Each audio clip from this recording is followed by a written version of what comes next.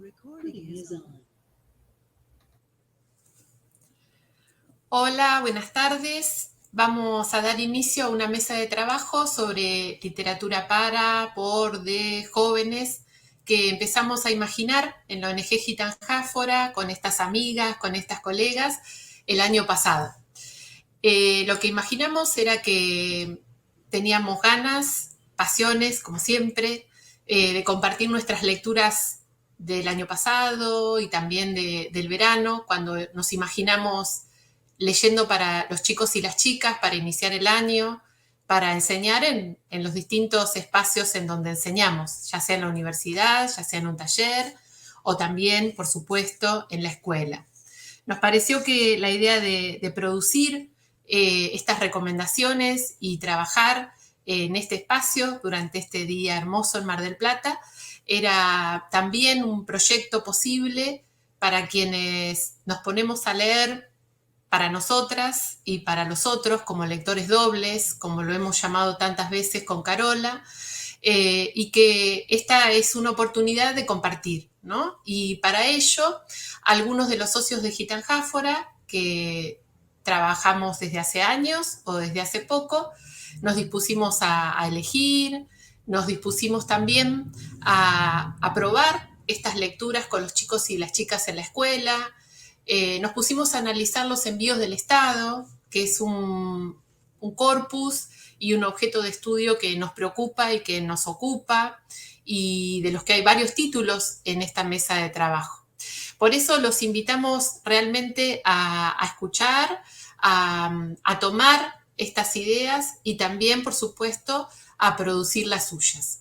En esta tarde entonces vamos a compartir con Mariana Castro, con Angie Diz, con María Yelén Ballerque, con Lucía Couso, con Rocío Malacarne, con María Marta Martínez, con Carola Armida, con Marianela Valdivia y María José Troglia. Esta lectura que tiene que ver con un trabajo crítico, que tiene que ver con distintas entradas o panoramas para abordar algunas lecturas que nos interpelaron, que nos hicieron pensar, que nos hicieron divertir también, que nos hicieron llorar y que nos hicieron sobre todo conformar esta pequeña comunidad de lectura.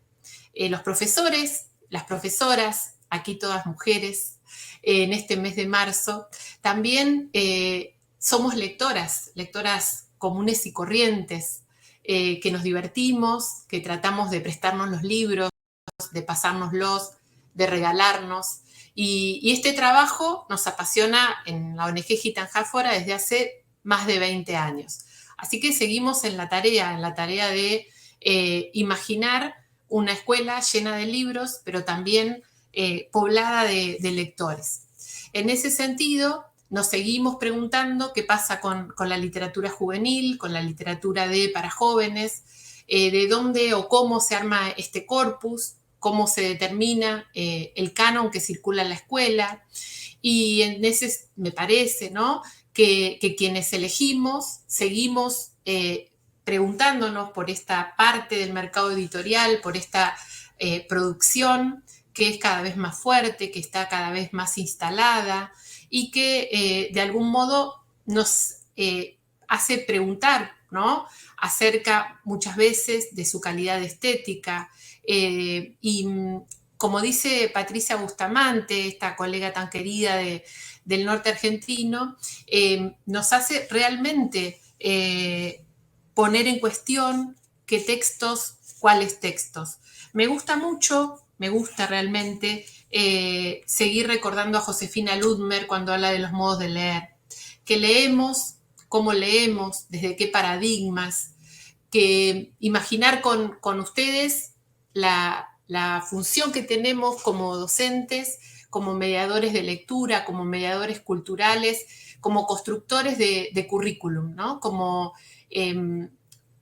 lectores que también deciden y en este acto de decidir observan y sienten la responsabilidad de leer con otros en distintos espacios.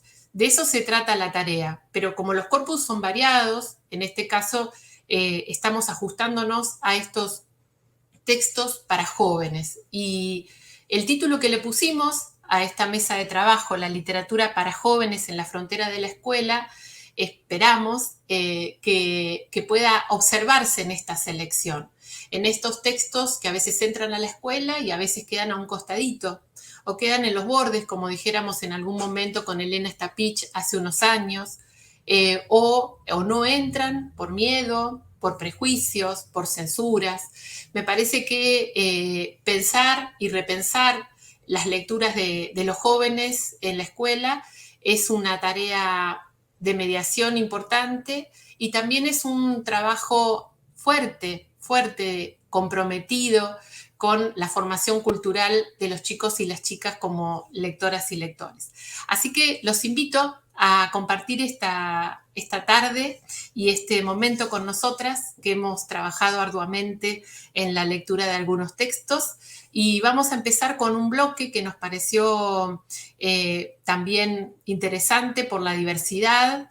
Y va a empezar Mariana Castro, que es una compañera y una colega que trabaja fuertemente en la lectura y también con los jóvenes y los adolescentes en la escuela. Bueno, buenas tardes. ¿Y ahora qué estás haciendo? Vení, sentate acá, a mi lado. Me senté sobre el pasto, que estaba un poco húmedo por el rocío. Nancy no paraba de mirar el cielo y me dijo, este verano leí un libro y ahora entiendo un montón de cosas. ¿Qué libro, Nancy? Recuerdos del futuro, me contestó. Ah, y es un libro, marcó la diferencia, no una revista. Bueno, me tocó comenzar con este libro que es La más callada de la clase, de Sergio Aguirre, y pertenece a la colección Zona Libre de la editorial Norma y fue publicado en el año pasado, en 2021. Es una novela que tiene 266 páginas, está dividida en breves capítulos que no están numerados, pero sí tienen títulos.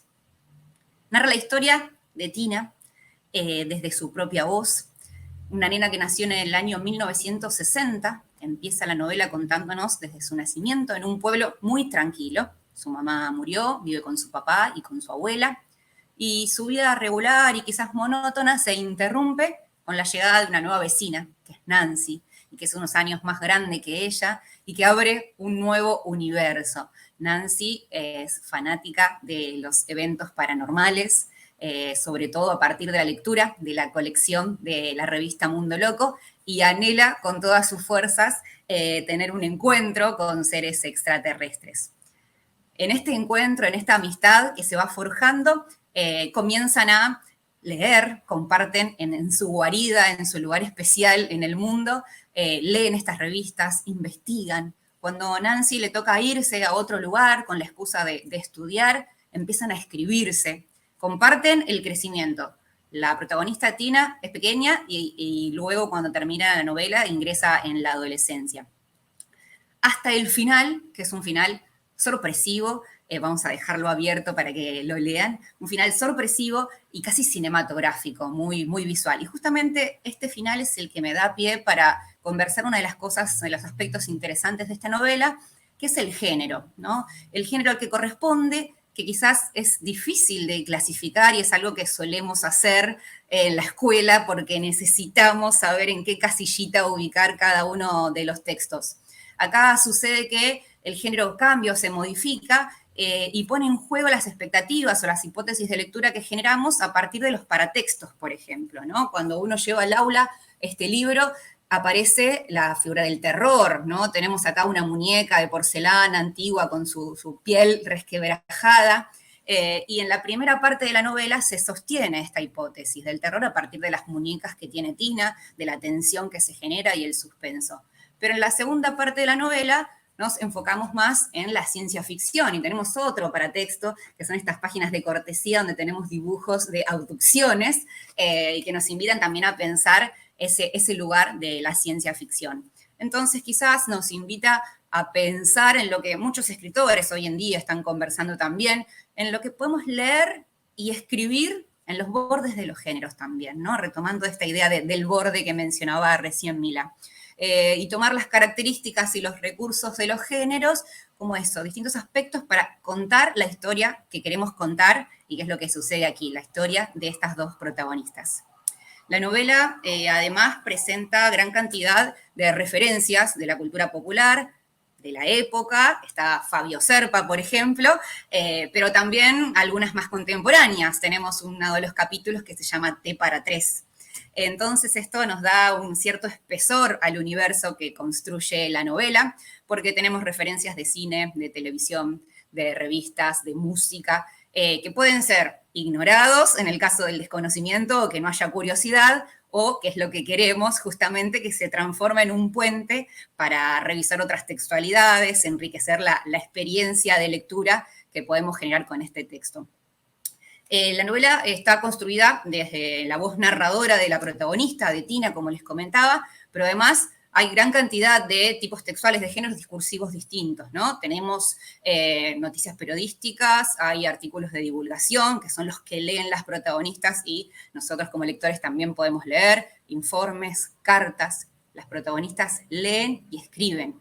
Hay cantidad de escenas de lectura y cantidad de escenas de escritura en el proceso, de pensar qué voy a escribir, cómo lo escribo, darme cuenta que no cumple con las expectativas, borrar y volver a escribir. La verdad, escenas hermosísimas para replicar en el aula también. Y ellas en esta lectura que comparten construyen una suerte de refugio sagrado de esa amistad que quieren conservar y que justamente aparece a partir de los textos, a partir de la palabra.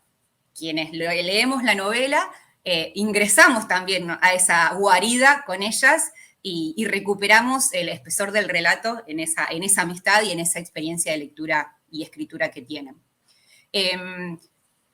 Por último, a pesar de que la novela está ubicada en los 60 y en los 70, que es un temor que yo tenía al llevarla a las aulas, por ejemplo, se siente muy fresca. Y tiene mucha, bueno, eso es por el trabajo con la palabra, la calidad literaria que tiene, el uso cuidado del lenguaje, y también cierta cantidad de espacios vacíos, ¿no? Más que respuestas nos genera ciertas preguntas, y ahí la experiencia lectora es la que nos va a hacer tratar de llenar esos vacíos, de comprender, de ir un poquito más allá para entender qué es lo que está pasando con estos personajes.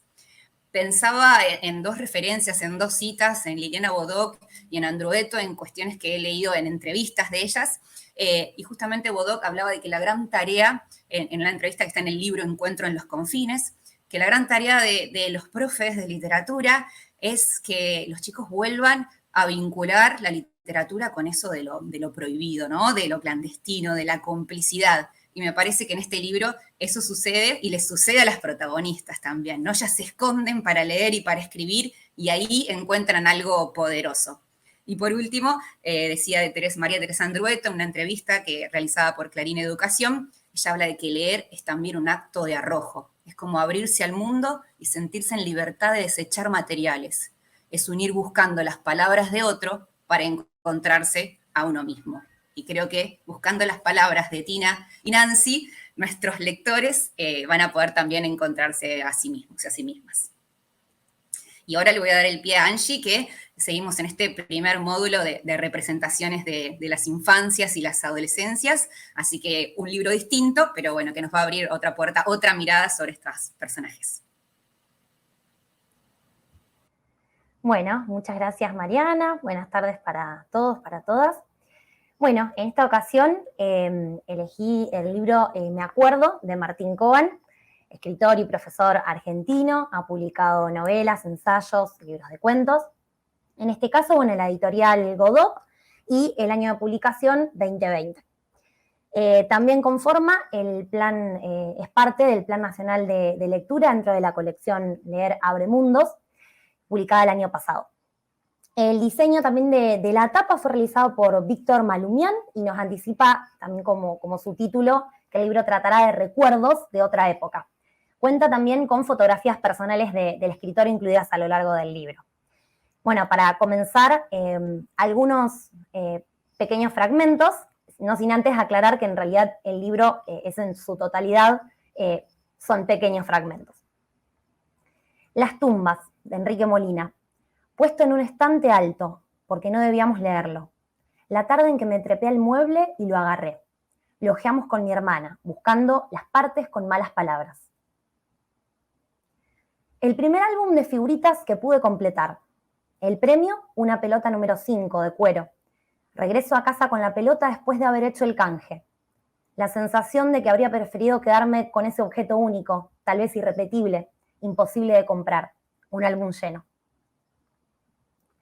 Mi mamá llega a casa aterrada. En un operativo de control, un grupo de soldados detuvo el colectivo en el que ella venía desde el trabajo, el 15, Puente Uriburu, Benavides.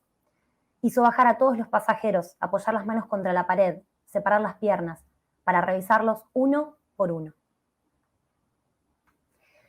Bien, para comenzar un poquito a conversar sobre el libro, consta, como les decía, de una seguidilla de anotaciones a modo de listado que rememoran su infancia, la relación con las mujeres, su familia, el colegio, los amigos, las actividades extraescolares, los pensamientos, bromas, picardías e ingenuidades de un niño, las verdades ocultas, las discusiones familiares, también el peso de los mandatos, la dificultad de algunas relaciones, los aprendizajes, las primeras veces de todo, las costumbres judías, el paso de la infancia a la pubertad, actores y actrices de la época, referencias o eventos, circunstancias relevantes de nuestro país, como la muerte de Perón, la última dictadura militar, el Mundial 78, entre otros. Lo interesante es que estos recuerdos de alguna manera remiten a la biografía de un único individuo, pero también van marcando, representando también una generación. Todos estos fragmentos poseen una cierta objetividad que buscan que nosotros como lectores seamos los que sacamos nuestras propias conclusiones y demos sentido a estos recuerdos dispersos en las hojas que no llegan a veces a ser, digamos, recuerdos completos o anécdotas, sino tan solo nombres, imágenes, aromas. Yendo un poquito más al análisis, podemos comentar que, bueno, el nombre del libro, Me acuerdo, no es un título azaroso, sino que remite a un formato que comienza con la publicación del escritor estadounidense Joe Brainard en 1970, y en 1978 retoma este formato el escritor francés Georges Perec. En todos los casos, el formato tiene la estructura de un listado o colección de recuerdos que no tiene un hilo conductor, simplemente van apareciendo los recuerdos. Y también tienen sus reglas, ¿no? Por ejemplo, a la hora de la escritura, no hay relectura de lo previo, sino simplemente a medida que van apareciendo los recuerdos, la escritura. En relación también al género, bueno, está catalogado en la colección novelas como novela y como autobiografía dentro de la colección de la que mencionábamos anteriormente. Sin embargo, no es ni una cosa ni la otra, porque, bueno, tanto la novela como la autobiografía implican narración, que es justamente de lo que carece este libro. La narración implica dar sentido, jerarquizar, tener un hilo conductor, y el formato de este libro no es a modo de listado, a modo de colección. Algunos recuerdos pueden pesar más que otros, pero eso ya va a depender de la lectura que cada uno o cada una le dé. En cuanto a procedimientos, podemos mencionar la enumeración como el principal y el uso potente de imágenes sensoriales que afectan a todos nuestros sentidos. Por ejemplo, una de las citas, la sensación en la palma de la mano o en la punta de los dedos, al apretar la cápsula del dado en el Ludomatic. Estas potentes imágenes sensoriales y sinestesias también, y el tema también de la fragmentación y del uso de la puntuación, nos habilita una lectura más poética que narrativa, en consonancia con la idea de verso frente a la de prosa. Otro eje que se puede analizar también es la representación de la infancia, el cual se vincula con el libro del que habló Mariana recién y el que va a hablar luego mi compañera. En tanto, los tres abordan el tema de la representación de la infancia. En este caso, los recuerdos que se enlistan parecen en su totalidad de su niñez. Por eso es lícito preguntarnos cómo se entrelazan en lo dialéctico esos pensamientos, sensaciones y vivencias de un niño en esta voz adulta que recuerda. Como lugares interesantes para reparar en esta lectura, encontramos la importancia de la figura del escritor como testigo de una época, en cuyos textos se cuelan retazos de cultura, visión de mundo, hábitos, costumbres, cosmovisiones, que entrelazan cuestiones personales con cuestiones políticas y sociales del país. También hallamos importante el trabajo que realiza con la memoria en ausencia de la idea de narración, que implicó recordar, pero sin valorizar, sin jerarquizar ni explayar. Lo interesante sería preguntarnos y preguntar en nuestras aulas a partir de la lectura qué pasaría si intentamos enlazar algunos recuerdos y pensar en una posible narración. ¿Qué historia se esconde al unir estos recuerdos? Utilizar los fragmentos del libro como disparadores para expandir la escritura, pudiendo unir alguno de ellos para encontrar un hilo narrativo del cual tirar. También sería potente elegir uno de los disparadores para los y las estudiantes escriban sus propios me acuerdo y armen un registro personal, pero a la vez colectivo de una época, reuniendo todos los me acuerdo en un mismo libro. Por supuesto, estas son algunas ideas posibles, pero la amplitud y riqueza del texto nos invita a seguir pensando nuevas maneras de abordarlo, analizarlo y trabajarlo en el aula. Bueno, ahora le doy la palabra a Aye, quien abordará otro libro que continúa con el eje de la representación de las infancias. Hola, ¿cómo están? Mi madre era una muchacha bella y me amaba, pero no es difícil suponer que de ser una muchacha bella, enamorada de un hombre increíblemente apuesto que le proponía romance perpetuo, a convertirse en una madre abandonada hay un largo trecho. Un trecho que se hizo carne con patas, y sobre todo puro ojo, como decían las vecinas. ¿Qué soy yo? Una humanidad casi siempre callada y obediente, salvo cuando me encerraba en el cuartito durante los ratos en que mi madre se ausentaba para llorar o maldecir, o para planear los modos más efectivos de desaparecerme. Esta es una cita de esta novela de Julián López, Una muchacha muy bella, que se editó por Eterna Cadencia por primera vez en el 2013, pero esta edición es del 2020, es la 11ª edición, es un libro hartamente reeditado, que se vendió muchísimo y se sigue vendiendo muchísimo, y como el texto de Coan, que comentó Angie recién, forma parte de la colección Leer Abre Mundos del Plan Nacional de Lectura, por lo tanto, fueron estos libros, junto a otros que también vamos a comentar hoy, fueron enviados masivamente a las escuelas públicas durante el año pasado. Allí el texto aparece recomendado para el ciclo orientado, bajo la temática de historia reciente, y también como novela, que en este caso es menos polémico ese mote que en el caso de Angie. Alguna mención acerca de la trama, sin demasiados spoilers. La novela está narrada por una primera persona, el personaje protagonista, que habla en pasado. A poco de empezar a leer, nos damos cuenta de que ha pasado bastante tiempo desde el momento de la enunciación y lo que pasa en la novela. Sin embargo, el relato se construye desde la mirada del niño alrededor de pedacitos de su memoria. Sensaciones frente al roce de la madre, largos pasajes sobre los momentos que comparten en la mesa, en el desayuno o en la merienda, los consumos culturales como la tele o los libros inundan las páginas de la novela y esas referencias de a poquito nos van anclando en la Argentina y en los años 70. Sin embargo, el lenguaje poético del texto produce por momentos un quiebre con el referente, porque, por ejemplo, el narrador repite una y otra vez una muchacha muy bella, ¿no? El título de la frase que da título al libro, la va resignificando, va agregando cada vez nuevas cualidades de esa mamá y nos va mostrando cómo es la relación.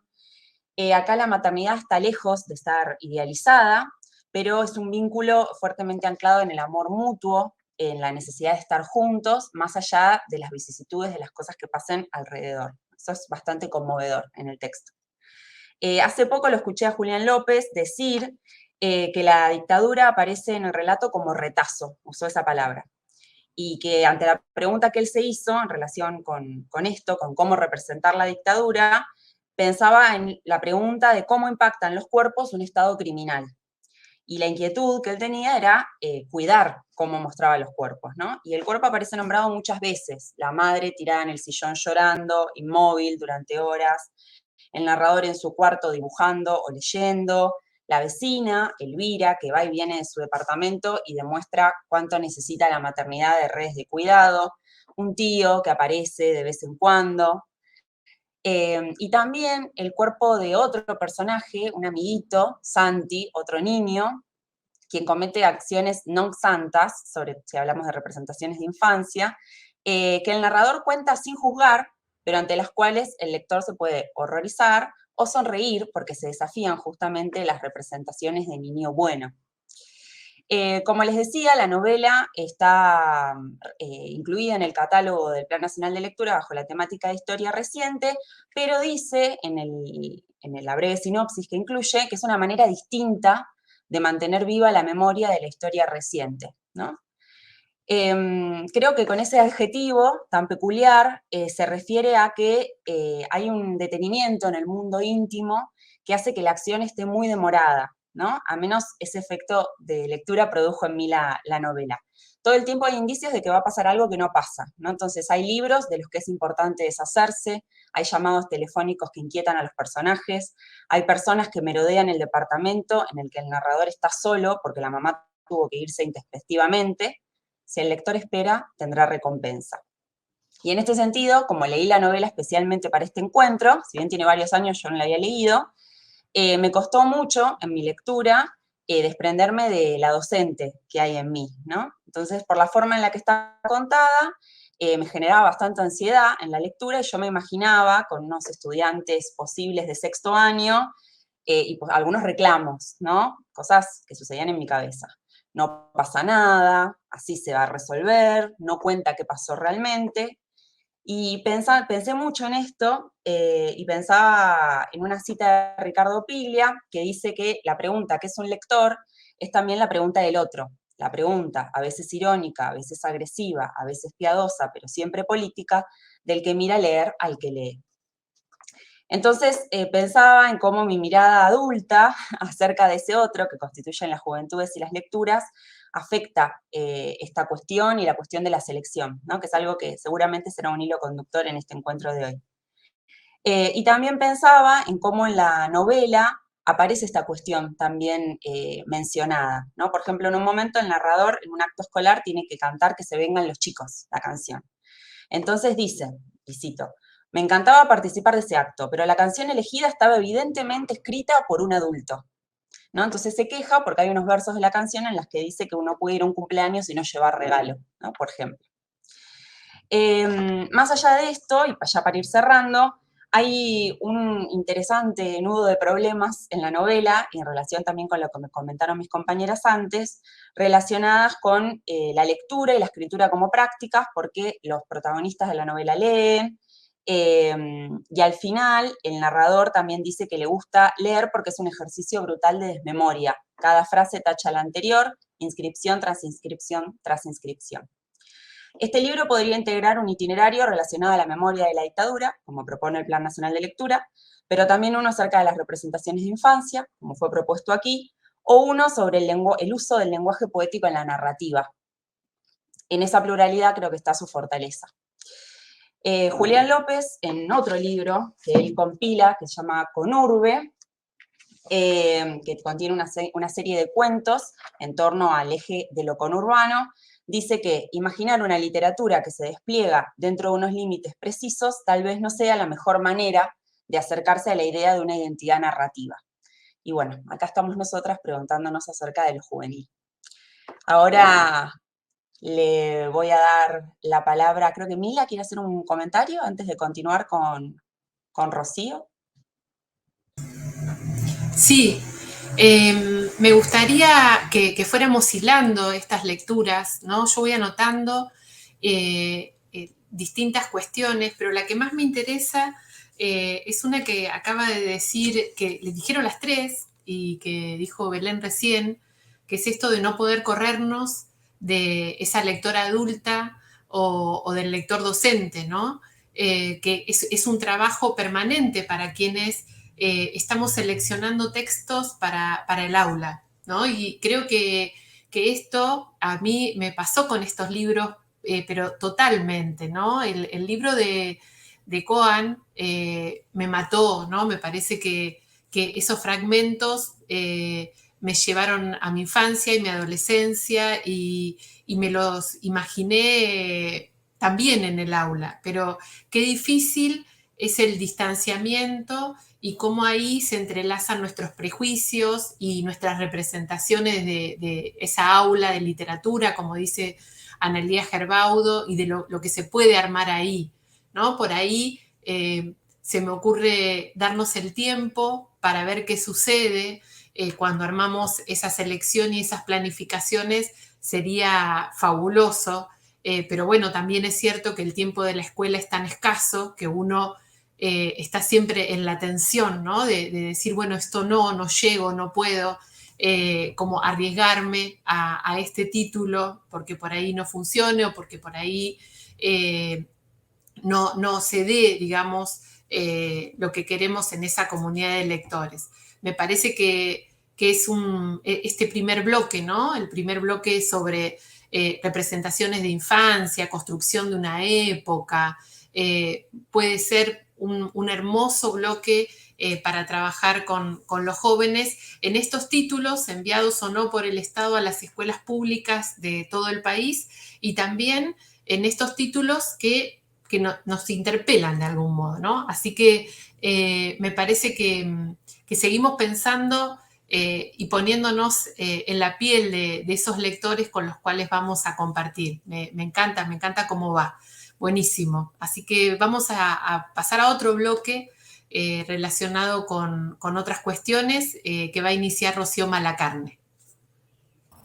Bueno, en realidad es un bloque que está relacionado con otras cuestiones, pero con la misma, porque también piensa las infancias y también piensa la historia reciente. Esta novela de María Teresa Andrueto, llamada El País de Juan, es una novela breve de 10 capítulos que originalmente se publica por Anaya y Aike en 2003 y es reeditada en el 2018 por Editorial Sudamericana, cambiando los formatos y los ilustradores.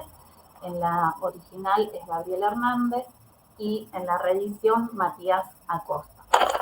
El título se relaciona directamente con el tema, un país y un niño que se llama Juan, un Juan como cualquiera podríamos pensar, en un país que está atravesado por la desigualdad económica, y Juan, que es un niño que viaja del campo a la ciudad. Es una historia de historias máximas con mayúscula, de historias mínimas, como la de Juan y Anarina, que son dos personajes que se mudan del campo en el norte de nuestro país a la ciudad. En el caso de Juan, los antepasados trabajaban con el ganado, y en el caso de Anarina eran hilanderos. En ese viaje llegan a Villa Cartón y allí se conocen así. En Villa Cartón, Juan conoció a Narina. Supo que tenía el pelo muy largo y muy negro, como el cielo del norte en las noches sin luna. La veía por las tardes, cuando regresaban de la escuela, cuando después de tomar el mate cocido, jugaban a la mancha o al gallo ciego. En Villa Cartón, a Narina conoció a Juan. Supo que tenía los ojos oscuros como el fondo de la noche y las pestañas largas como tenía su papá. Se encontraba con él por las tardes, cuando volvían de la escuela, cuando después de tomar el mate cocido, jugaban a la mancha bajo el foco de luz de una esquina. Y es en Villa Cartón, una villa donde eran cartoneros los personajes, que ellos se van enamorando y van creciendo. Y recuperaba la idea de la historia reciente porque hay muchas referencias, tanto, digamos, a los movimientos migratorios como les decía, de campo-ciudad, como a referencias a la última dictadura militar argentina, que aparecen como dichas y sugeridas, ¿no? De manera latente. Y en esa latencia, y en Villa Cartón, hay personajes que son inmigrantes, hay los que funcionan como articuladores, una española y un italiano, que les enseñan a ellos a luchar por sus derechos. Y en esta enseñanza aparecen truncos, algunos como deseos, y Juan termina encarcelado, y Anarina lo espera con cual Penélope durante varios días, hasta que finalmente deciden regresar y hacer el camino inverso, yendo de la ciudad al campo. Y ahí se va trazando como una cierta recursividad, un cierto espiral en la narración, y el espiral nos hace acordar a una estructura o a un recurso que utiliza mucho Andrueto, que son esas historias que suenan y resuenan.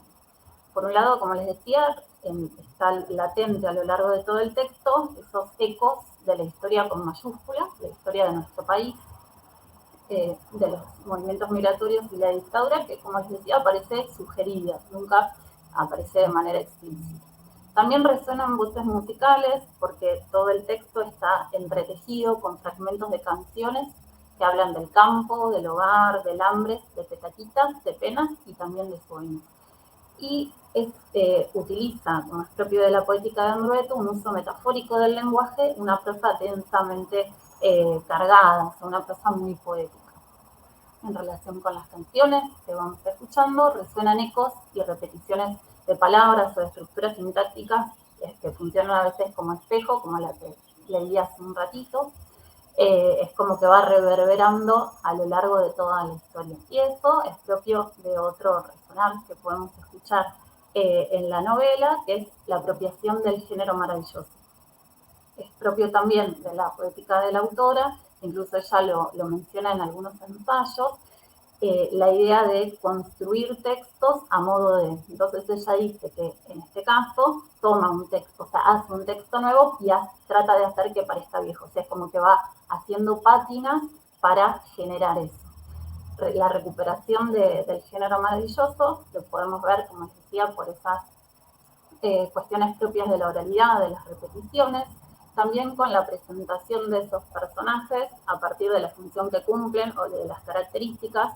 Cuando yo les decía que no se mencionaba tal vez la dictadura de manera directa, ¿sí? A los militares, por ejemplo, los menciona como hombres violentos, pero con mayúsculas, ¿sí? Como si fuera un nombre propio. También la estructura circular, que les decía, bueno, ese hecho de irse del campo a la ciudad y después el retorno es propio, digamos, de la estructura de algunos cuentos del género. Entonces me parecía importante rescatar esta novela como para pensar cómo narrar historias con mayúsculas a partir de una historia con minúscula y de una historia que suena a cuento.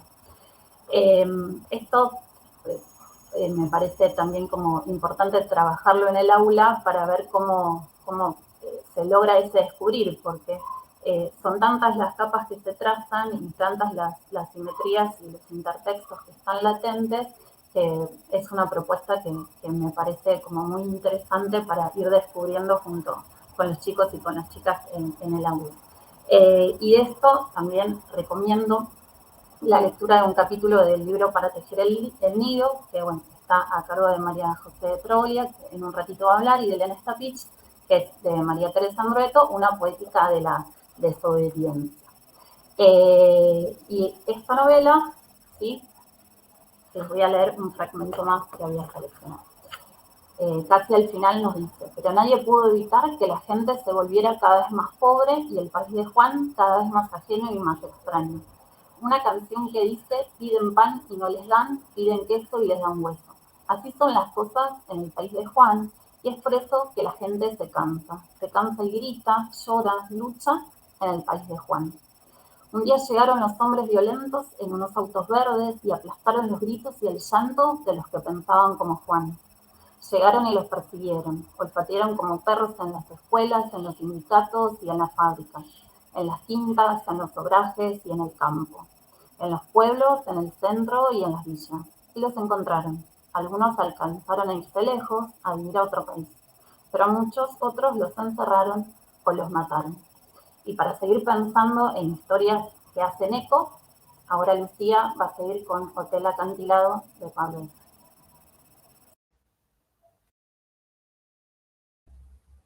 Hola, gracias Rocío por darme la palabra. Quiero empezar mi intervención con una cita de Novecento de Alessandro Barico porque me resonó mientras pensaba qué compartir hoy sobre Hotel Acantilado de Santis. La cita de Barico dice así: porque es posible bajarse de un barco, pero del océano. Hotel Acantilado de Pablo de Santis se publicó en el 2021, en Lo que leo, acá lo tengo para mostrarles, y quería comenzar leyendo los párrafos iniciales de la novela porque me resultan representativos de ciertas ideas que a mí me interpelaron como lectora. Durante un cuarto de siglo, el capitán Nemo visitó islas desiertas, cementerios de barcos y las ruinas de la Atlántida. En el tiempo que le dejaban sus exploraciones, libró una guerra infinita contra países e imperios. Cansado de perseguir y de ser perseguido, decidió hundirse con su submarino, el Nautilus. Pero su plan falló y el Nautilus se hundió sin capitán. Era un sepulcro fastuoso, pero un sepulcro vacío. Nemo sobrevivió. No estaba solo. Lo acompañaba un joven de 15 años, Yukio, ayudante de cocina del Nautilus. Nemo tenía más de 50 años, su edad exacta jamás se supo, y enfrentaba el complicado deber de vivir como una persona normal, o más o menos normal, es decir, como una persona sin Nautilus. También tenía que encontrarle alguna ocupación al joven Yukio, al que había tomado bajo su cargo. Y todo eso sin la ayuda de su submarino. Mientras estaba al mando del sumergible, Nemo sentía que su vida tenía un destino, y viajes y peligros organizaban sus días. Sin el Nautilus, no sabía qué hacer ni a dónde ir. Bueno, en primer lugar, por supuesto, se propone un juego intertextual con la obra de Julio Verne, que pescamos si conocemos los libros o si leemos la contratapa en donde la editorial se encarga de avisarnos, especialmente con La Isla Misteriosa y 20.000 lenguas de viaje submarino. Y nos presenta al Capitán Nemo y nos anuncia este inicio que, bueno, sobrevivió al hundimiento de su amado Nautilus. El personaje, además, se presenta en una encrucijada respecto de su vida, ¿no? ¿Qué hacer ahora que parece que no va a haber más aventuras, que no va a haber misterios, que no hay más lugares desconocidos? ¿Qué hace uno cuando se baja del barco, o del Nautilus en este caso? ¿Se queda quieto alguien que toda su vida estuvo en movimiento? Este Nemo, que para mí es un Nemo jubilado, entre comillas, que supera los 50 años, reiteradamente reflexiona y nos hace reflexionar sobre la edad adulta, incluso sobre la vejez. Un tópico muy interesante y desafiante si pensamos en el lector esperado de la novela, al menos por la editorial, que es un joven, y que los prejuicios sobre lo que leen los jóvenes los supone lectores solo de textos donde los protagonistas son otros jóvenes, porque si no, no se interesan, no se enganchan, ¿no? Lo que ya sabemos que se dice sobre las lecturas de los jóvenes. Volviendo a la novela, Nemo entonces, junto a este joven ayudante, deciden comprar un hotel en la Patagonia, que está conectado a un pueblo cercano por un tren a través del que llegan sus huéspedes. Como en otras novelas de De Santis, como Leira, por ejemplo, con la que también hay un pequeño juego intertextual en la novela, vieron que De Santis no suele dejar esos anzuelitos de sus otros textos. Este espacio del hotel condiciona la trama y el modo de contar la historia de cada uno de los personajes, no solo del Capitán Nemo. Un punto importante en este sentido es que Nemo oculta su identidad, como lo hizo también en las historias de Verne, y se hace llamar Basilio Timor. De este modo se plantea el primer juego de ocultamiento, de luz y de sombra que propondrá la novela y que podría leerse en este sentido como un policial. Pienso en lo que dijo Mariana, porque el policial en realidad es casi una anécdota, ¿no? Se nos cuentan otras cosas toman relevancia. El Capitán Timor, ahora conserje de hotel, dueño, añora la biblioteca perdida del Nautilus y hace una lista de 1000 títulos que quiere recuperar para alojar ahora en este nuevo espacio. Yukio, en un momento de la novela, le dice que esta lista es su retrato. Me parecía interesante retomar este pequeño momento porque para comentar que en muchos pasajes de la novela se reflexiona sobre la lectura y los lectores desde las perspectivas de los diferentes personajes, y creo que junto a estas representaciones de la madurez y de la edad adulta son de los temas más importantes de la novela. Volviendo a la historia, a la trama, los problemas en el hotel aparecen cuando un librero, Carlos Paplin, llega a la estación para hospedarse. Y en el suceder de los capítulos se suman un ornitólogo, Horacio Graut, una viuda, la señora Vega, y una especie de artista ambulante que anda con una máquina extraña que se llama Cosmoscopio, que va a ser muy importante porque va a develar ciertos misterios, llamado Cosmo. Es en este momento, digamos, cuando se reúnen todos estos personajes que se activa en algún punto este matiz policial a partir de la actitud detectivesca de Yukio, ¿no? Que nos tiene como lectores muy atentos a todos los indicios porque sospecha de absolutamente todo lo que pasa. Y como es recurrente también en la narrativa de De Santis, hay un trabajo con lo poético, con lo metaliterario y con lo simbólico para hacer funcionar ese misterio. Porque no solamente, digamos, es el conflicto evidente que es la muerte de uno de los huéspedes en un momento, sino que hay otras cosas, otros misterios pequeños que se van develando y van construyendo esa sensación de que todo está como detrás de un halo que tenemos que develar como lectores. Como dije antes, el tema de la lectura y el lector son muy importantes en la novela y hacia el final encontramos una nota del autor que revisita este tópico. De Santis cuenta por qué eligió contar la historia del Capitán Nemo. Incluso podríamos leer, esa nota nos invita a leer la novela como una especie de fanfic, aunque el que escriba sea un autor consagrado, ¿no? Porque la explicación que da tiene que ver con su historia como lector. Se llama nota de autor, pero es claramente la nota de un lector que recuerda. y así actualiza preguntas muy importantes de la literatura como problema. Si la novela navega a través de la pregunta ¿qué es un lector?, que Ayelén recién nos trajo con esa cita de Piglia, esta nota que suma De Santis nos avisa que esta pregunta no puede despegarse de otra pregunta, que es ¿qué es un autor? Y este punto también me parece que puede relacionarse con el final de la novela, porque si bien muchos misterios son develados, sabemos quién mató a ese misterioso huésped que murió, hay una historia que queda abierta, que es una historia de amor de la que se cuenta solo el comienzo. Pienso quizás como un anzuelo para el lector, para que el lector tire del hilo y la historia se siga contando, ¿no? Poniendo en primer plano esas atribuciones que nos tomamos cuando leemos como autores o cuando escribimos como lectores. Bueno, hay muchísimas otras cosas que comentar de Hotel Acantilado. Yo también pensaba que un lindo camino de lectura a partir de esta novela sería pensar textos donde que ocurren en lugares aislados. Yo también pensé en Los que aman odian, que ocurran en hoteles o en lugares aislados donde el espacio condicione mucho lo que pasa entre los protagonistas. Bueno, para continuar entonces pensando estos cruces entre los autores y los lectores, le doy la palabra a María Marta. Gracias, Lu. Yo estaba pensando, en realidad no estaba pensando, hoy resonaba mucho en mi cabeza La princesa está triste, ¿qué tendrá la princesa? Es un poema que recitaba mi mamá cuando yo era chica, y después me di cuenta que era porque había que presentar Joelán, de Sebastián Vargas, hoy, que es una novela que se editó en el año 2020, la editó Edelvives, y es una novela que habla de una historia de amor entre una princesa, Joelán, y un mendigo, del que no sabemos el nombre. Y esta princesa está muy contrariada y triste porque tiene que casarse, pero no quiere hacerlo. Entonces, la condición, ya que no hay otra posibilidad y el destino es el matrimonio, pensar acertijos para que esos pretendientes adivinen y en el caso de que no lo hagan, les corten la cabeza. Es una novela que me gustó por muchas razones. No quiero seguir contando el argumento porque tengo miedo de spoilear, como se dice ahora, pero es una novela que remite a la tradición oral, porque es una novela especular, porque es una novela que tiene que ver con la tradición de la cultura china. Es un cuento milenario, y lo que hace Vargas es una reescritura de ese relato. Y pensaba, ¿por qué fue tan pregnante para mí?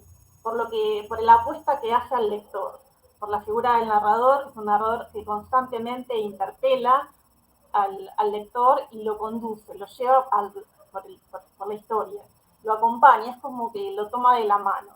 Esas preguntas que tienen que contestar cada uno de sus pretendientes, son preguntas también para nosotros, y está plagado de metáforas sobre la identidad. Por eso es tan hermosa la novela. Y no quiero adjetivar, pero no puedo dejar de hacerlo. Las preguntas tienen que ver con la construcción de la subjetividad, con la cuestión de la construcción de nuestra propia subjetividad, que está asignada por la mirada del otro, definitivamente, porque esa pregunta condiciona al protagonista, pero nos condiciona a nosotros como lectores también.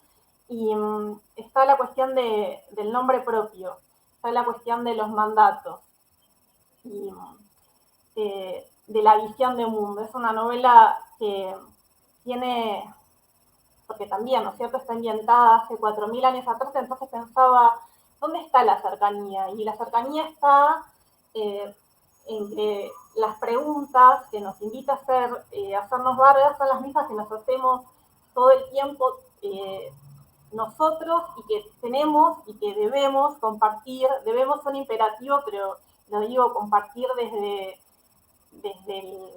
el entusiasmo.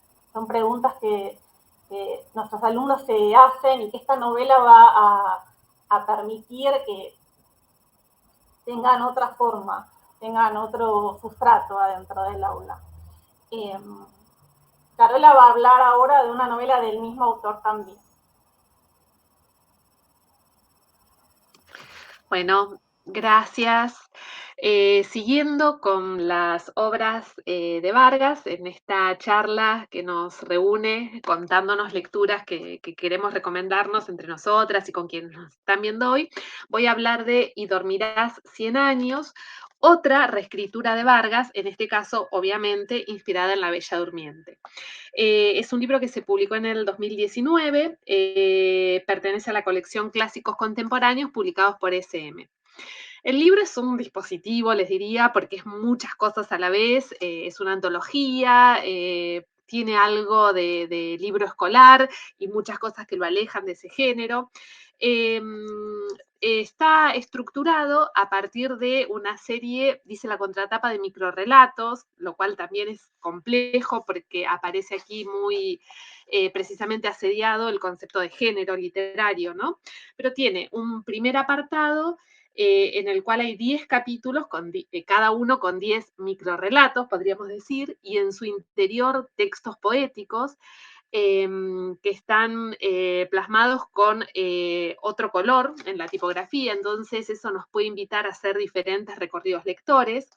Tiene luego un segundo apartado del libro con algunas conceptualizaciones y reflexiones teóricas que se titula Viaje del clásico al contemporáneo, y un último apartado en el cual aparecen 3 versiones clásicas de La Bella Durmiente, la de Basile, la de Perrault y la de los hermanos Grimm. Les voy a leer la nota primera, que de algún modo anticipa los desafíos y los planteos que el libro realiza. Dice: este libro presenta variaciones a la manera de esas obras musicales en las cuales se repite cierta melodía, pero un poco cambiada cada vez, de forma que se puede escuchar que la base sonora es siempre la misma y al mismo tiempo descubrir que en cada nuevo compás la diferencia. Empezá a leerlo por donde quieras. Seguí por donde te parezca. Terminá cuando gustes. Podés leer página tras página o siguiendo la numeración de los capítulos o en grupos de 10 o solo aquellos que son múltiplos de 3 o todos los que terminan en la misma cifra. Todo vale, ningún orden o modo de leer está prohibido, ni arruinará el efecto ni anticipará el desenlace. Incluso podés abrirlo al azar en cualquier página y leer nada más que el capítulo que te tocó en suerte para descubrir si esas palabras dicen algo solo para tus ojos, que signifiquen para vos lo que nadie más sabe. Y dejar en la hoja una pequeña marca para saber que ya pasaste por allí, que recorriste ese tramo del laberinto de zarzas, sueños y promesas y estás, tal vez, un poco más cerca de despertar. Bueno, esta nota ven que imbrica un lenguaje totalmente apelativo, fresco, con un registro que irrumpe de golpe poético, lírico, que imprime otro ritmo de lectura, es lo que nos va pasando a lo largo de todo el texto. A su vez, les comentaba, tiene, ven en su interior, fragmentos que están en negro y otros en naranja, que son más poéticos, que podemos leer solo las partes naranjas en el libro, o interrumpir la lectura y seguir acá, o, bueno, cortar y arrancar donde queramos, pero también vamos a encontrar entre medio de las páginas algunas que tienen vacíos, renglones, ¿sí? Mariana hablaba en su presentación de los espacios vacíos que presentaban los textos a los que aludía, y en forma literal o metafórica en todos los textos de los que hemos hablado aparece. Bueno, acá directamente hay una hoja con renglones que invitan a escribir sin consigna, ¿no? O consignas muy solapadas, o podríamos, que se pueden inferir, digamos, por cómo está diagramada esa página, porque aparecen algunas palabras, porque hay cierta estructura que uno podría querer respetar. Pero bueno, entre todas estas cuestiones a las que me estoy refiriendo, vemos que básicamente lo que se plantea en este libro es un poco algo de lo cual hablaron las chicas recientemente, es ese juego entre el lector y el autor, ¿no? Lucía decía, bueno, si nos preguntamos qué es un lector, nos estamos preguntando qué es un autor, y aquí pasa algo así, se está convocando a un lector sumamente activo que va a elegir por dónde empezar, cómo terminar, qué relaciones establecer. Tiene en sus manos diferentes datos y textos para establecer relaciones y vínculos intertextuales. Puede diseñar sus propios recorridos lectores. Tiene espacios literalmente para escribir en el libro, ¿no? No solo escribir en un sentido metafórico, bueno, sino realmente agarrar un lápiz y marcar el libro.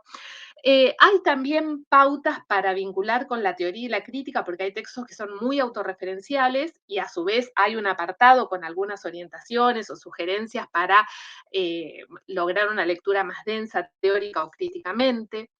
Hay también una invitación a comparar textos con sus contextos, ¿no? Porque en estas reescrituras que se van presentando, justamente hay una princesa que cuestiona a la princesa de los cuentos clásicos, los roles también están claramente parodiados, lo cual da cuenta, bueno, de un contexto diferente. El libro permite entonces, al igual que varios de los que hemos comentado recién, reflexionar en torno a la hibridación genérica, a la intertextualidad. Hay fragmentos también que nos invitan a pensar en la parodia. Se juega también con el punto de vista, porque en estos 10 apartados que les comentaba que eran la primera parte, vamos a ver la historia de la Bella Durmiente desde el príncipe, desde la princesa, desde el beso, desde los 100 años de espera.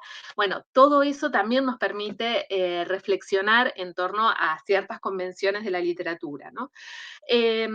Y por último también todo un trabajo autorreferencial. Entonces, es un libro que incluye breves relatos, breves poemas, espacios para la producción, orientaciones para la reflexión teórica, textos con los cuales establecer un diálogo, y me parece entonces sumamente rico y valioso para potenciar las experiencias de lectura en el aula. Ahora va a continuar Mila.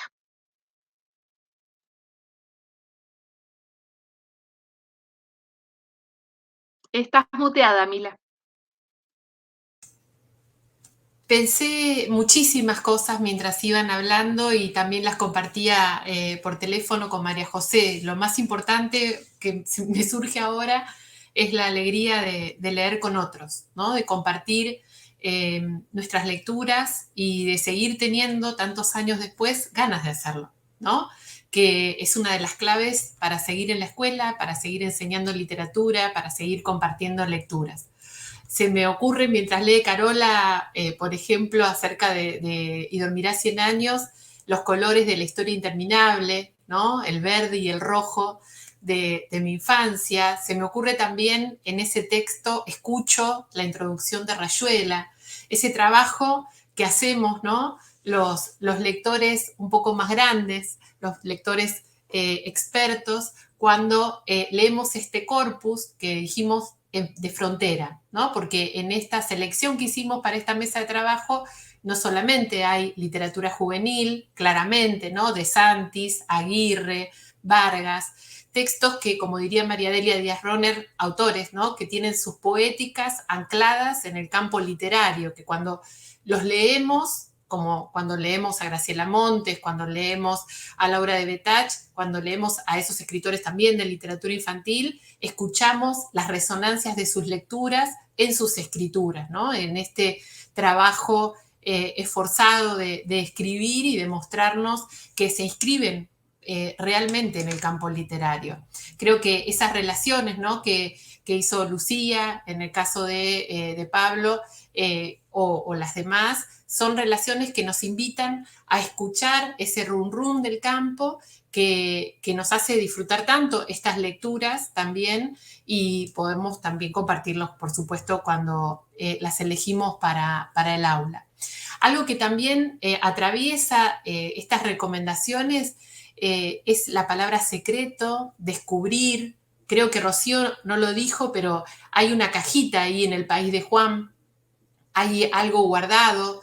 En casi todos estos textos, esa idea de los espacios vacíos, que es de Humberto Eco, aparece también representada en en los retazos que dijeron ustedes, en los secretos, en las cajitas, en lo que está guardado, que cualquier lector, sea adulto o sea joven, quiere descubrir, ¿no? Y esa es la invitación siempre cuando compartimos lecturas con otros, con nuestros colegas, con nuestras amigas y por supuesto, con nuestros estudiantes, ¿no? Cuando les decimos, no sabés lo que hay ahí.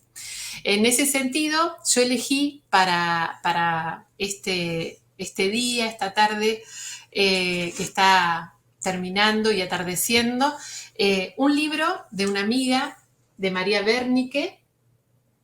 Me dijeron que tengo que dejarlo quieto, que es Cuando estamos juntas, un libro álbum que pertenece a una trilogía de esta autora integral, que es Papá y yo a veces,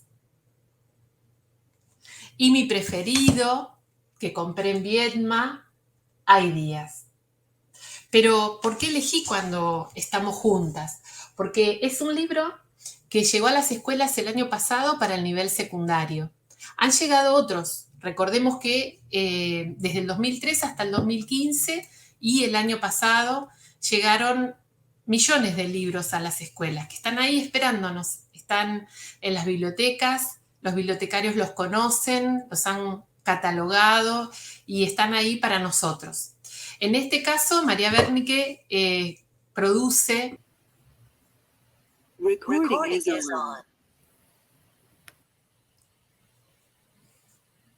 Cuando estamos juntas es un libro álbum de la editorial Calibroscopio que tiene características de libro álbum, está poblado de silencios, como nos ha enseñado María, pero también como todo libro álbum que se precie de serlo. Es una historia de mujeres que muestra una genealogía familiar, de madre, hija, en una relación muy amorosa, y también de una abuela que cubre los baches cuando la mamá no está en la casa. No voy a contar la trama, por supuesto, pero sí quiero decirles que elegir este libro para mandarlo a todas las escuelas es un riesgo y también una invitación. Hace un tiempo escribí que el libro álbum era un género exigente, un objeto compuesto de a veces pocas palabras, de mucha ilustración y mucho diseño, y en este caso María Wernicke nos muestra eso, nos muestra que la ilustración dice, que los silencios dicen en esas figuras espejadas, en esa mamá y en esa hija que en algún momento deben distanciarse. Y de nuevo, como nos pasó en otro de los textos de esta mesa de trabajo, pareciera que refieren un momento histórico o un momento de censuras o de luchas, ¿no? De luchas políticas, de luchas históricas que las mujeres hemos sabido llevar a cabo. Es un libro álbum que nos muestra todas las características que puede tener un libro álbum. Nosotros en nuestro país tenemos mucha suerte porque tenemos excelentes ilustradores y también excelentes teóricos sobre el tema. A principios de los 2000, Marcela Carranza y Cecilia Bayur, y después nuestro querido amigo Isvan, trabajaron estos temas y nos fueron abriendo el camino. Pero antes de eso, en otros lugares y en otras universidades y grupos que trabajan estos temas, Teresa Colomer en España, Fanuel Díaz, Armas, nos enseñaron las características, nos enseñaron por qué nos encontramos con esas dobles páginas en los libros que nos muestran todos los sentidos que el lector tiene que trabajar y tiene que analizar. Toda la literatura en general, la de palabras solamente, y también la literatura ilustrada, como en el caso del libro álbum, está poblada de indicios, de silencios. Dice Humberto Eco que es un paseo por recorrer, es una cita que nos gusta usar mucho con Carola, y el libro álbum es eso, ¿no? Es un bosque, es un territorio, y el lector está o debería estar dispuesto a recorrerlo, a buscar los indicios, a buscar las pistas de lectura.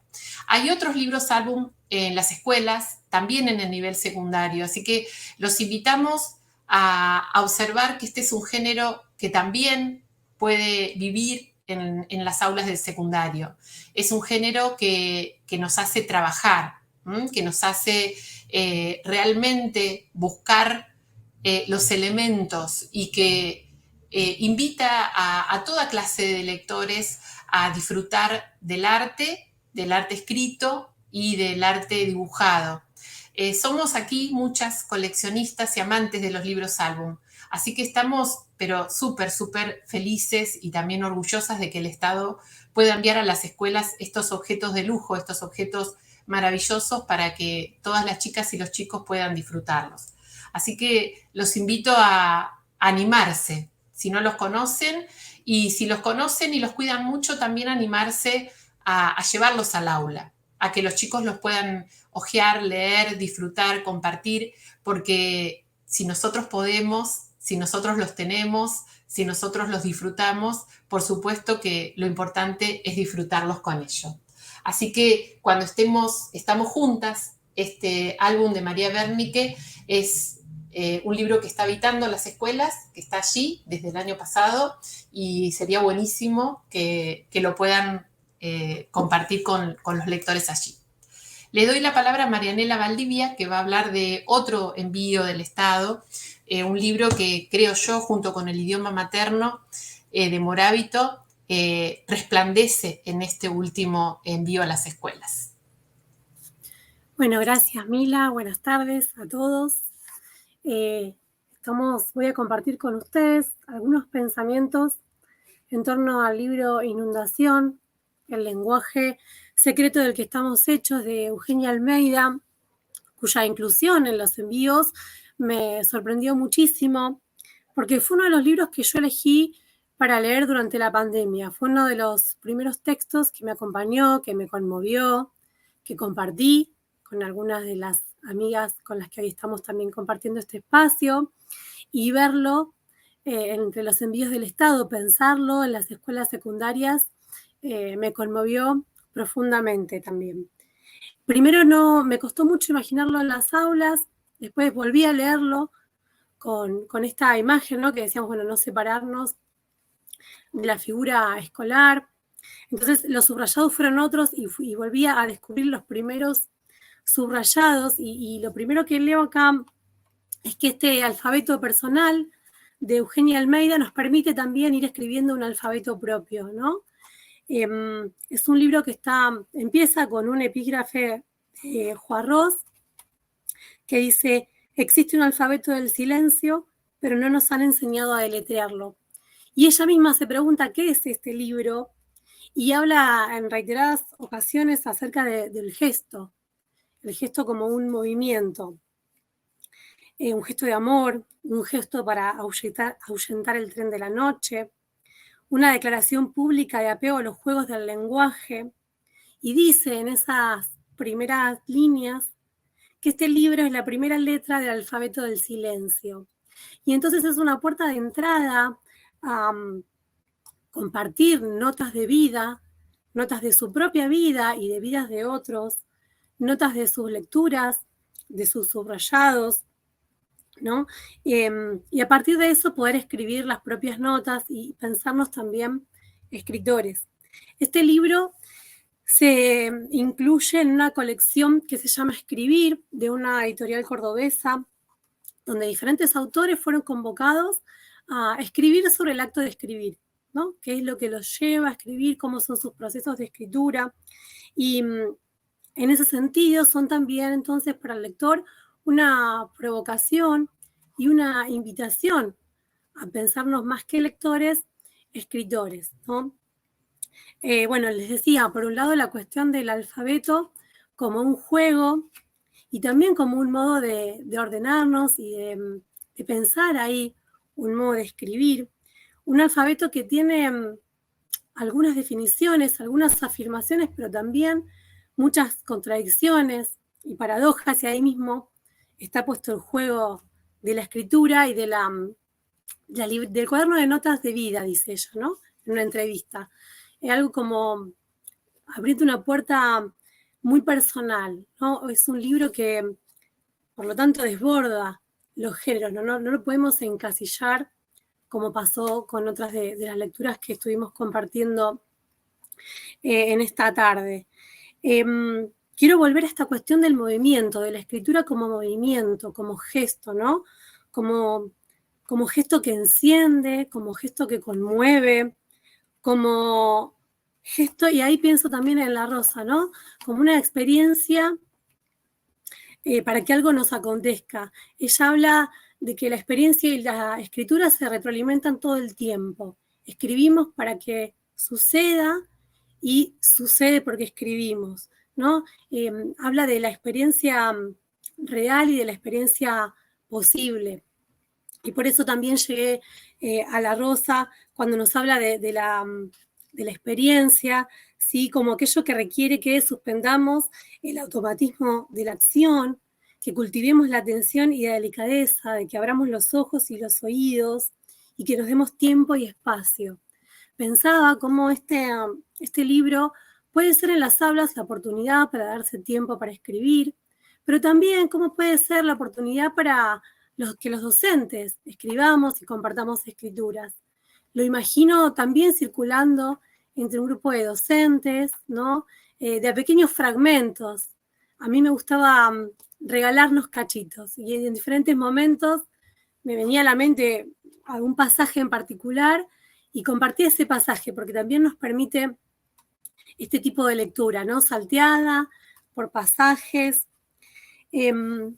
Otro de los gestos políticos y poéticos que encuentro en este libro es el de la invitación a leer a partir de compartir las propias lecturas, como les decía hace un ratito, y la letra L se dedica a las listas, a una lista en particular, que no es exhaustiva, que no tiene un orden ni se hizo siguiendo un método, pero que lista mujeres de la literatura, ¿no? Y también eso es un gesto de reivindicar la voz de la mujer escritora, ¿no? Y también es un modo de habilitar y de abrir otros caminos lectores, de generar puentes para que quienes lleguemos a esta lista sintamos curiosidad y vayamos a buscar algunos de los nombres conocidos o no y volvamos a leer o a descubrir las voces de estas mujeres que por algún motivo entonces están destacadas en este alfabeto. Me gustaría compartir con ustedes un fragmento con el cual ella define qué es la escritura y que me parece que definitivamente como docentes nos compromete a habilitar espacios de lectura, ya no solamente a provocarlos, sino a generarlos como un gesto también político y poético para con nuestros jóvenes. Dice así: lo que me puede salvar es la escritura, no por lo que quede escrito, nunca. Eso carece de toda importancia. Lo que me puede salvar es el gesto, el pequeño ritual que me recuerda quién soy y que al desplegarse dice que quizás aún no es tiempo de subirse al tren de la noche. Lo que me puede salvar es siempre lo mismo, lo que olvido y recupero allí, al borde del abismo, cuando todo parece ya por tierra, cuando no hay esperanza de alivio, cuando empiezo a girar enloquecida buscando algo que me salve. Siempre lo que encuentro es la escritura. Quizás para muchos de los jóvenes con los que compartimos la escuela, escribir sea un modo de salvarse y me parece que en ese sentido este libro entonces es una enorme invitación. Finalmente pienso en la figura del bricoler que trae Levi Strauss, ¿no? Como aquel que artesanalmente va juntando diferentes piezas, diferentes saberes para armar algo nuevo y algo que no tiene una finalidad utilitaria, sino artística. Y otra vez vuelvo entonces a esta noción de la escritura como un modo también de habitar y de refugiarnos.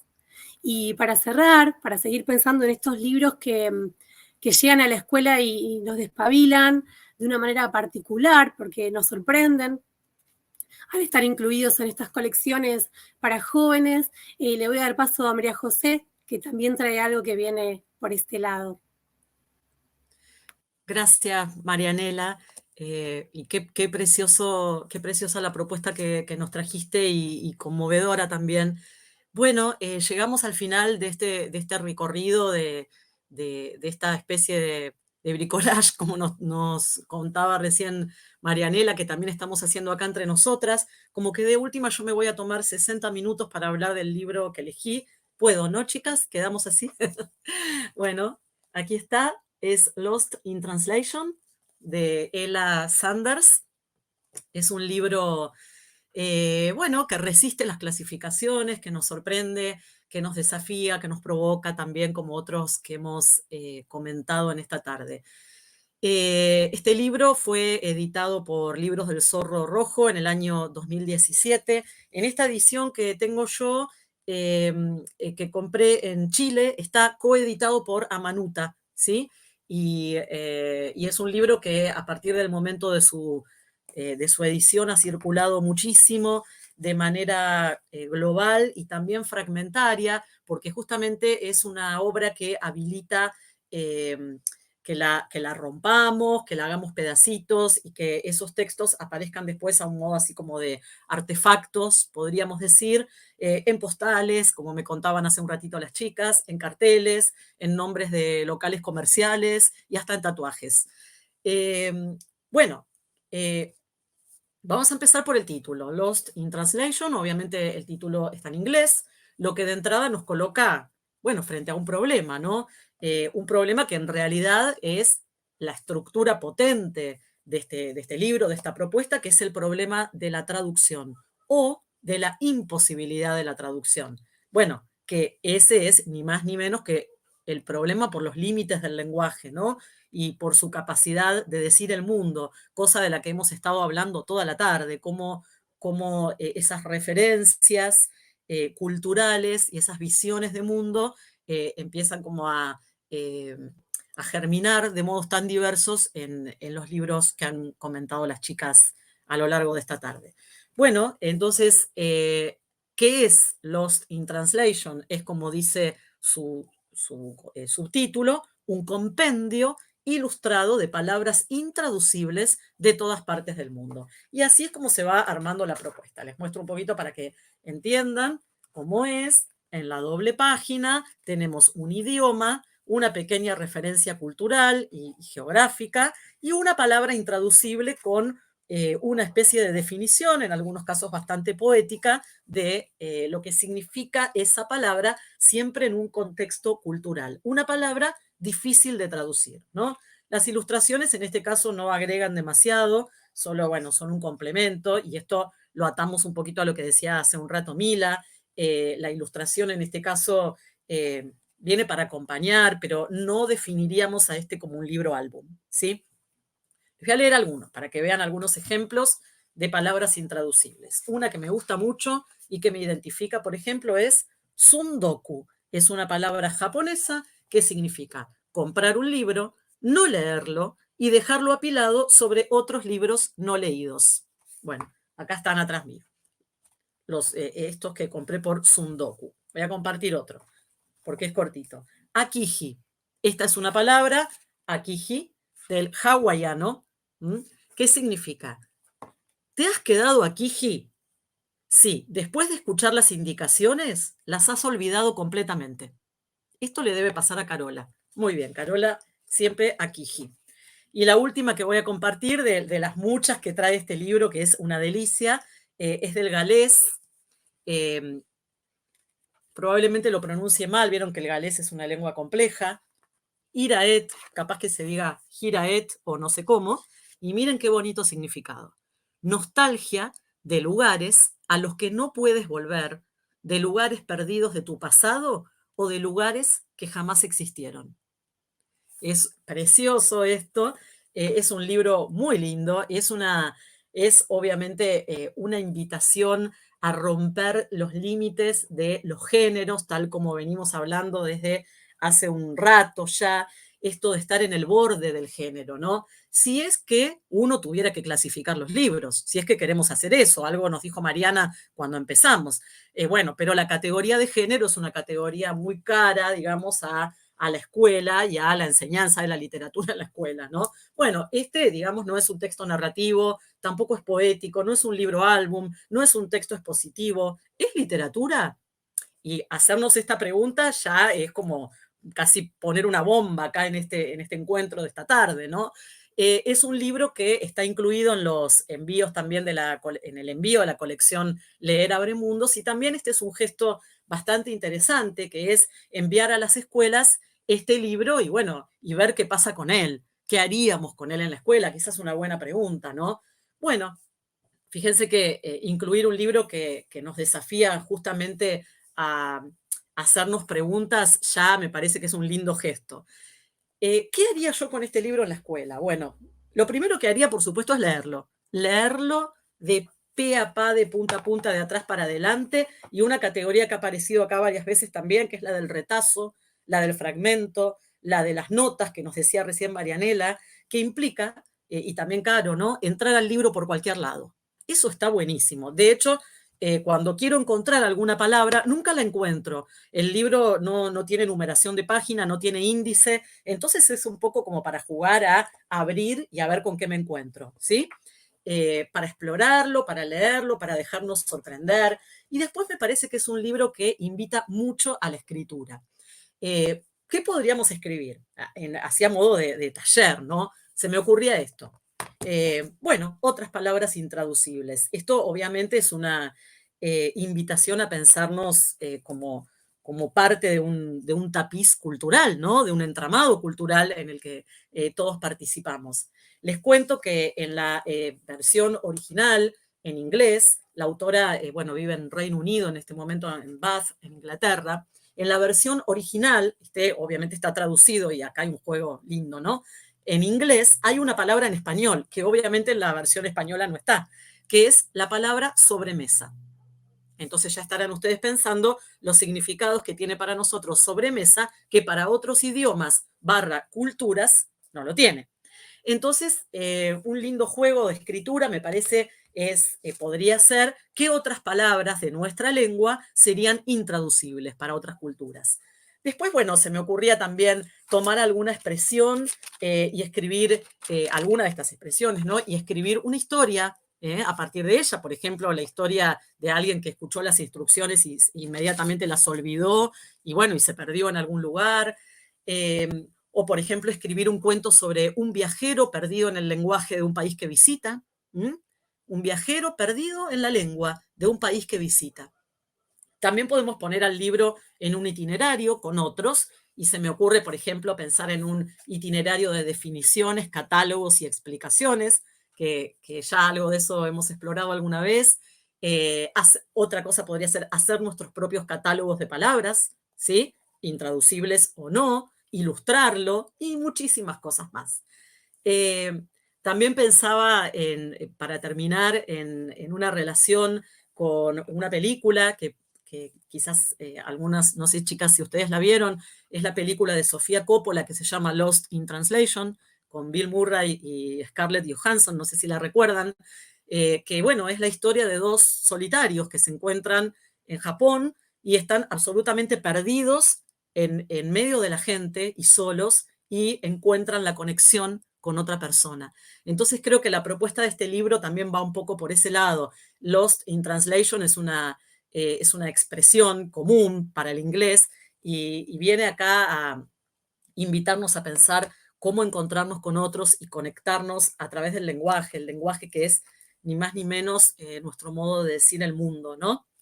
Bueno, y con esto finalizo y una reflexión para terminar, para tratar de atar un poquito todo lo que hemos hablado, y ojalá se abran muchísimas puntas para que ustedes, quienes nos están mirando y escuchando, imaginen sus propios recorridos, sus propios itinerarios, con el sentido de construir comunidades lectoras, como esta, que es Gitanjáfora, ¿no? Entonces, nuestra invitación a todas las profes y los profes de las escuelas es a que no se queden solos en la tarea de elegir los libros, que compartan sus modos de leer, sus modos de pensar sobre la literatura, que formemos comunidades de lectores que pongan a circular los libros, que los presten, que regalen fragmentos, que los recomienden. Y también algo muy importante que tiene que ver con hacer explícitos y exhibir de alguna manera los criterios por los cuales elegimos los libros. En primer lugar, nosotras estamos hoy acá convocadas por nuestro gusto personal y por algunas recomendaciones que también decidimos juntas, por ejemplo, que los libros fueran nuevos, fueran actuales, recientemente publicados, o que estuvieran en las escuelas gracias a estos envíos que realizó el Estado desde el año pasado. Pero digo, bueno, cuando elegimos los libros hay algo que tiene que ver con nuestro gusto, con nuestro interés, con nuestra historia lectora, y ahí también hay una linda invitación a ponerlo en común con los demás, ¿no? Por último, invitarlas a que produzcan sus propios contenidos, como estamos haciendo nosotras ahora. Esto es un contenido digital, estamos jugando a las booktubers y pueden hacer esto también en la escuela, pueden hacer podcast también, jugar a los podcasters, que también está muy bueno. Ahí les faltaría una partecita que es mostrar el libro, mostrar si tiene ilustraciones, los colores, como en este caso, pero también es muy sugerente escuchar una recomendación a través solo de la voz. Bueno, creo que ha quedado bastante claro que hablamos del paseo por los libros, de todo lo que nos reúne, de lo que puede la literatura y de cómo la literatura habla de la identidad, de quiénes somos, de nuestra historia, del pasado, de nuestro presente y de cómo también nos proyectamos al futuro, sobre todo nosotros que hacemos esta tarea tan importante y de tanta responsabilidad que tiene que ver con la formación de los jóvenes lectores en la escuela secundaria. Así que bueno, no sé, chicas, si quieren compartir algo más, si no vamos ya a ir terminando. Bueno, cerramos entonces. Muchas gracias por habernos acompañado y hasta la próxima. Probablemente haya una segunda ronda de recomendaciones en algún momento del año. Saludos.